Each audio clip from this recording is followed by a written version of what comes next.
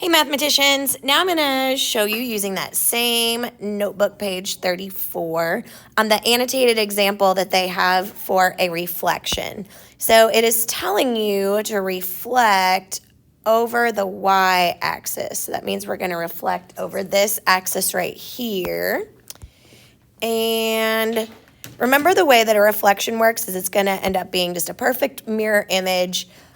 So D, for example, is over here.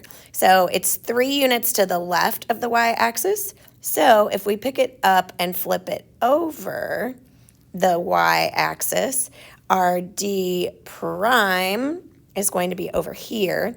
And you're going to see something kind of neat emerge. So the original was 3, 3, and now the image is positive 3, 3. I'm going to reflect E over the axis. So E is 5 units to the right of the reflection line, which means that now for the image, it will be 3 units to the left.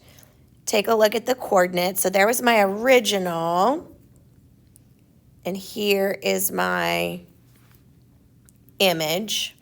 And then finally, let me get this E out of the way here because it's going to be in the way of my last one. So for F, F is 2 units to the right.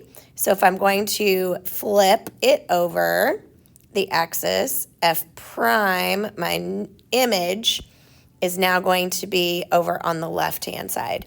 And again, I'm going to do the coordinates for you. So originally F was 2, negative 2. And now F prime, after it's been translated, is negative 2 and negative 2. So you're going to notice that the same pattern emerges every single time you reflect over the y-axis. Notice that the y-coordinate stayed the same in each case, but then the x-coordinate changed signs. And that pattern holds true for every single one of them. The y-coordinate remained the same, but the x-coordinate changed signs. And that rule holds true whether you're doing a reflection over the x-axis or the y-axis. In both cases, whether you reflect over the x-axis or the y-axis, there's 2 components. First, you keep the coordinate that matches the axis. So in this case, because we were reflecting over the y-axis, we kept the y-coordinate. The y-coordinate stayed the same each time. But then step 2 is that you have to change the sign of the other coordinate.